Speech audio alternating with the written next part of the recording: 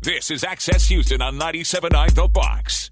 Good Sunday morning. You're listening to Access Houston. It is an honor and I can't even speak right because I'm so excited about the subject and the individual that we are about to talk to. It is an honor and a privilege to talk to one of music industry's finest. She's been in the game for over a quarter. That's 25 years. Done worked at all the labels.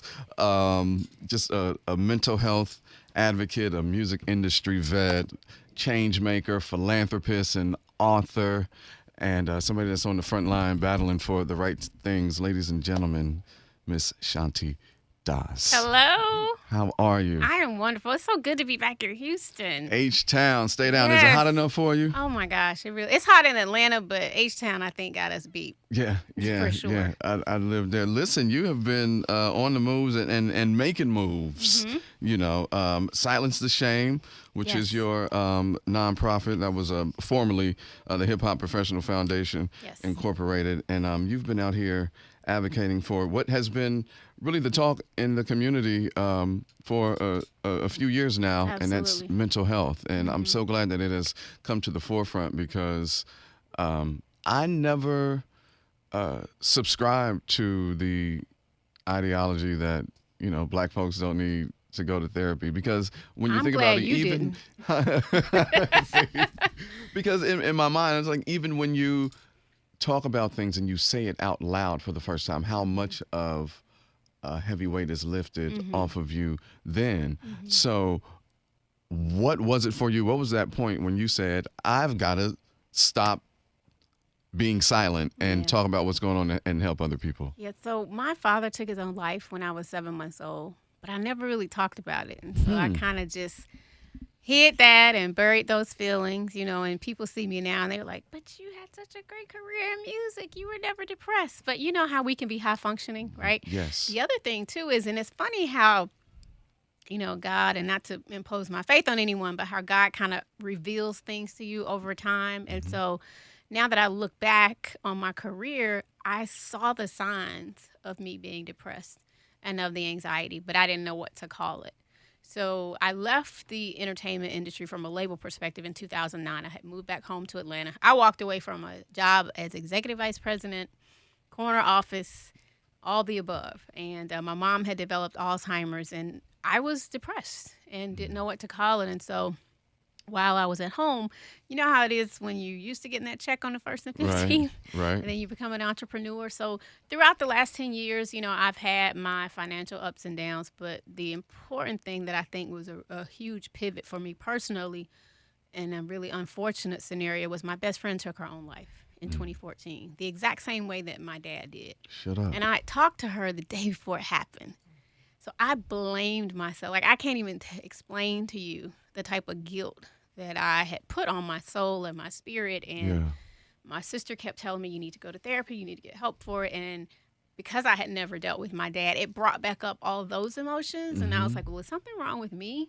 So then in 2015, I went through a downward spiral and became depressed and contemplated suicide in September of 2015. And that was kind of the turning point for me. And once I got the help that I needed, I was actually doing a radio interview back in Atlanta, Georgia, and Silence the Shame just kind of rolled off of my tongue. And I thought, wait a minute, this is it for me. This is the work I'm supposed to be doing. And it was, you know, a time where I just wasn't sure of myself moving into, you know, the nonprofit community service space, but it spoke to me in my heart, and I knew that I had to start opening up. So I started sharing on social media, and I was really surprised at the support that I had gotten. I was terrified. You know how it is coming from the entertainment business, and you got to be on, everything is perfect, flash and dash great. and perfect and Of no course. problems, which Of is all a course. facade. We know that now. Right. But anyway, so I started this movement and started doing community conversations all around the country. And then the last time I was in Houston, we actually did a partnership with Jack and Jill of America, and we did a teen mental health tour in Houston last year. Nice. So shout out to the local Jack and Jill chapter here. Yeah. I So missed that opportunity for them to come on this program. Yeah, it was wonderful. Wow. And so I've also, enlisted the help of a lot of celebrities, like folks like David Banner have been on our panels and opened up talking about their depression. Singer-songwriter Carrie Hilson. Nick Cannon was like our first celebrity ambassador. And so I thought, wow, okay, I'm really on to something. And so, yes, we've seen in the last, I would say, probably 8 to 12 months where so many more people have started opening up, but really being able to do the work in 2016 as it was just kind of starting to be okay, right, from a pop culture perspective. And so a couple months ago, I got together with a good friend of mine, Mr. Mara Kennedy, who is the Community Engagement Director for the AIDS Healthcare Foundation. And so, we realized that stigma exists in so many areas and aspects of our community, and so specific to the Black community around depression and knocking out the stigma there, and then also the stigma of having a diagnosis of HIV or AIDS. And that's what brought us together in Houston for this event that we're doing here. Wow. You listen to Access Houston talking to Shanti Das. The event that has already happened.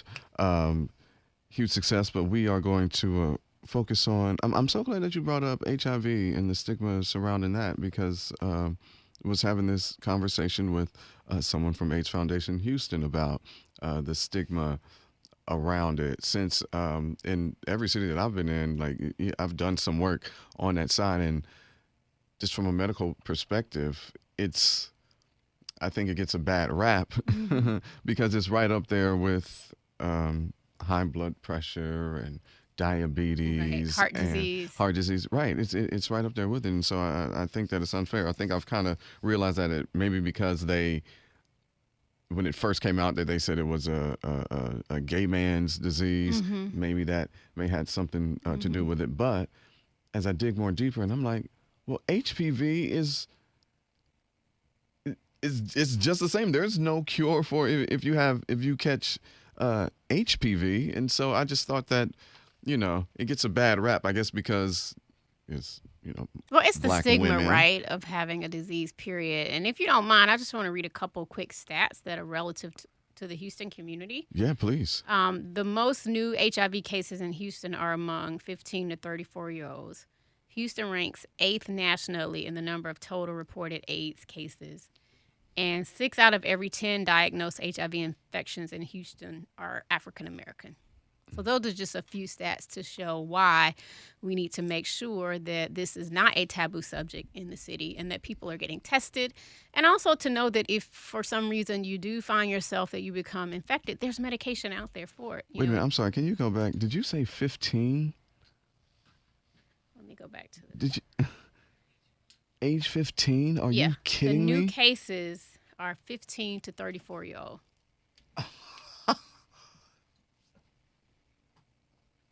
That's unbelievable.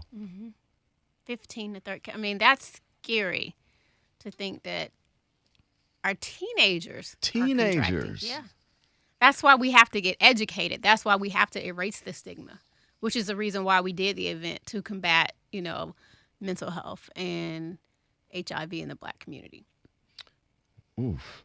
So we need the mamas and the daddies and the aunts and uncles, to take this information back, and any young people that are listening, people in the churches, we got to start talking about it. Yeah. And we have to start talking about people that are depressed and know that it's okay not to be okay sometimes. The important thing, though, is that you don't live and stay in the valley.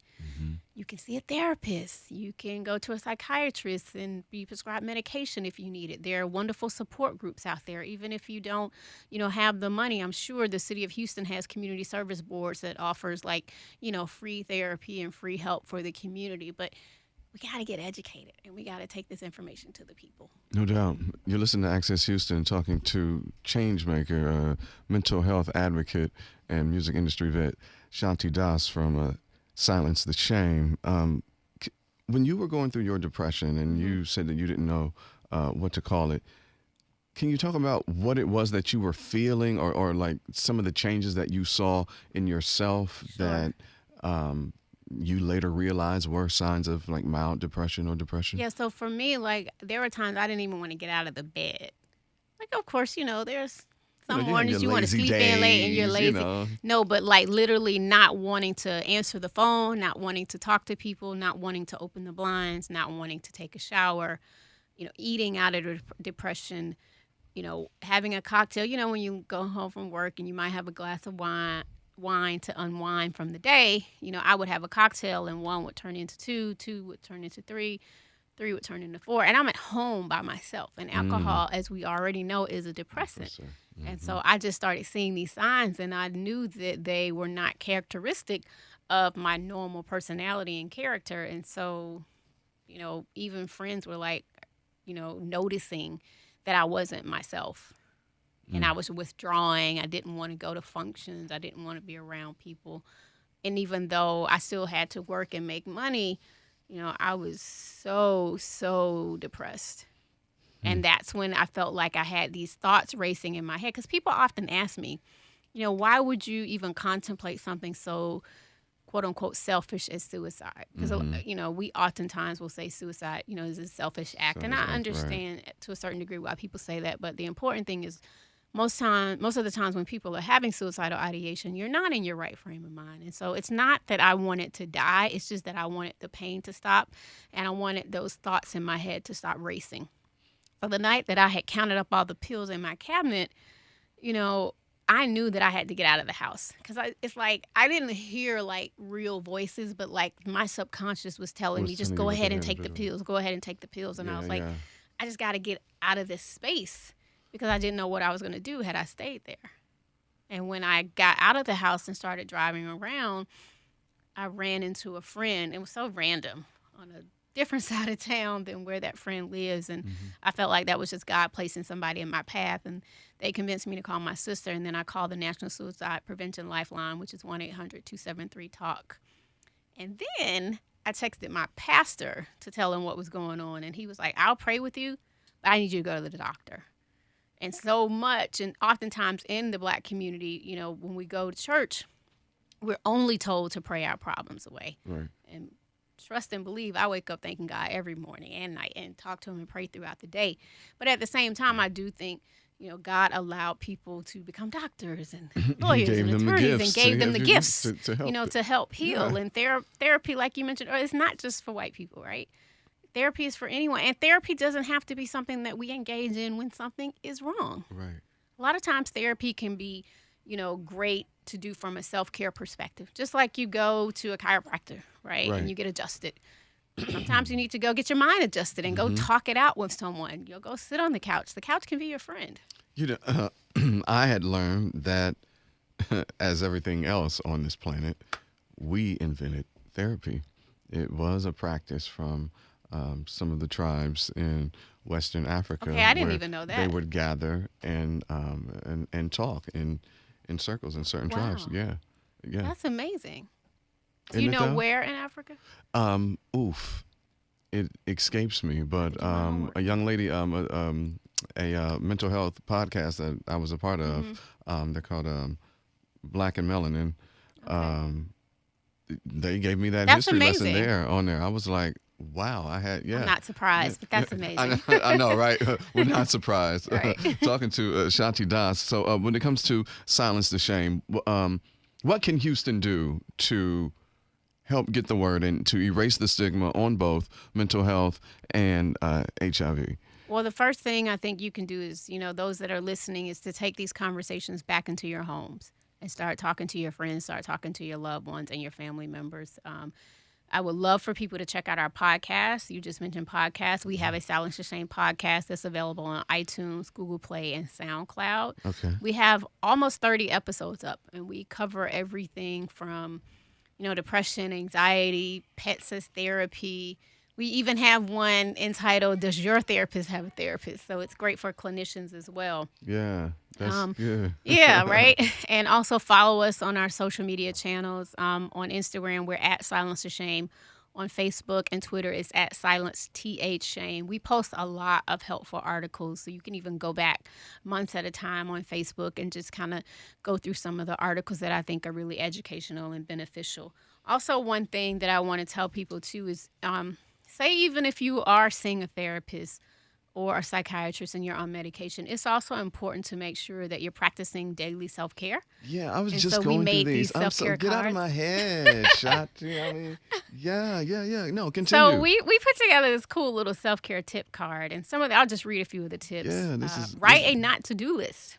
How about that? We're already so busy thinking about what we have to do, right? What you're not going to do this weekend, right?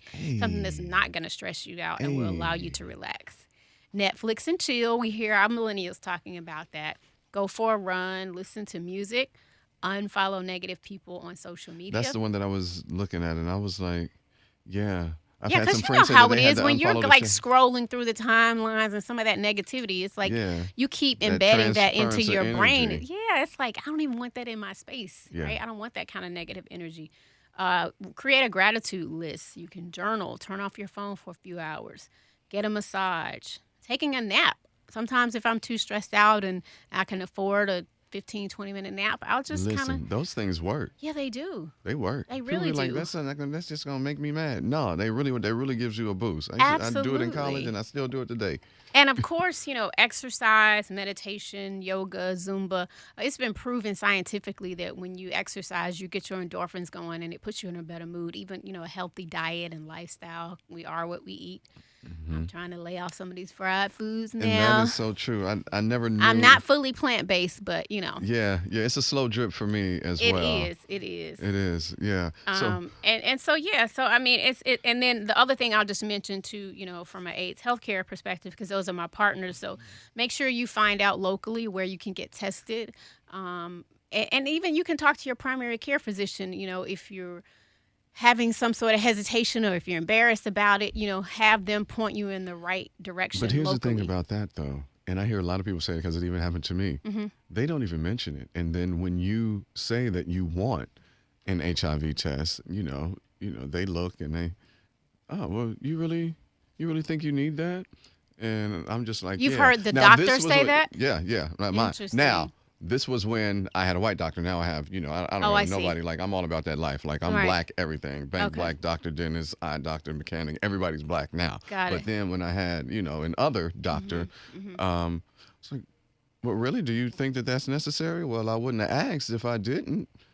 And so I That's thought interesting. that was strange. Yeah. And of course, they're not looking at the statistics in our community either, no, right? they So just you want have to continue do to your get that own money homework. from these pharmaceutical companies, but that's a whole nother. And then I also want to just list one other resource, freehivtest.net, where you can log on and find free HIV tests anywhere in the United States. That's amazing. And then also go on to AIDShealth.org, which is the AIDS Healthcare Foundation website, and they're serving over 1 million people across the globe that are affected by the disease. But again, you can still live a great, wonderful lifestyle. All you have to do is just get tested, and if you do have it, there's medication out there for it. And if you happen to go through depression, find yourself a good therapist. Also, you might need some new friends. I know, Drake said a couple years ago, no new friends, but you might need some new friends going forward in your life. People that support you, mind, body, and soul, and people that are just trying to better themselves in their lives. Indeed. Man, And you can follow me on Instagram if you care to follow me at Shanti 404. And we are still a very young organization and foundation. So if you want to support the work that we're doing, you can donate by texting the word silence to 741-741. I'm sorry, that's the wrong one. You can text the word silence to 707-070. Indeed. Shanti Das. SilenceTheShame.com. Go to the website. Yes, check us out. Check out your book. Yes, I have a book called Silencing My Shame, and it's available on shantidas.biz. So pick that up, man. This has been some good convo. Thank you. It's an some good important stuff. conversation It for our is. community. Very So important. hopefully it's the first of many, and I'm just grateful to be back on the box. Yay. Long time coming. Legendary, the box. Shanti Das, medical. You have you ever thought about going deeper into? No, I'm an advocate. I feel like everybody has their place, and I feel like God put me amongst the people. So I'm a girl of the people, trying to spread the good message. I'm with that. So thank you so much. And visit the website, silencetheshame.com. silencetheshame.com. You ever get tongue-tied saying that? That's silencetheshame.com. And we sell T-shirts. Our shirts have kind of become a thing. A lot of artists are wearing our shirts and stuff. So I'll have to send you a shirt back when we get some more in stock. Oh, yeah. I got you. I'll take a small so my chest can so I can. And it's important, and for the community to know, September is Suicide Prevention and Awareness Month. So it's some great information out there. It's right around the corner. So get engaged and do something for suicide prevention. I'm sure we know someone that has taken their own life, and we want to be able to honor and support them, as well as create more awareness in the community. No doubt. And I will say, Houston is doing that in real time when it comes to just keeping everything in the Black community, bringing up and having conversations like this, trying to keep the Black dollar in the community, like in real time here in Houston. That's happening. I know the movement is happening in Atlanta. Oh, absolutely. Yeah, and so the same here. So Shanti Das, silencetheshame.com. Thank you so much for coming on Access Houston, man. This was amazing. Me and Keisha Nicole, we have been talking about this all week. We was looking forward to this. Like, soon as Terry hit us about it, we was like, yeah. And so you about to get it in with Keisha. She got a whole We're very grateful. Camera crew and everything. So, yeah. Shanti Das, thank you so much. Thank you. And thank you for listening to Access Houston. We'll be back with more Access Houston on 97.9 The Box.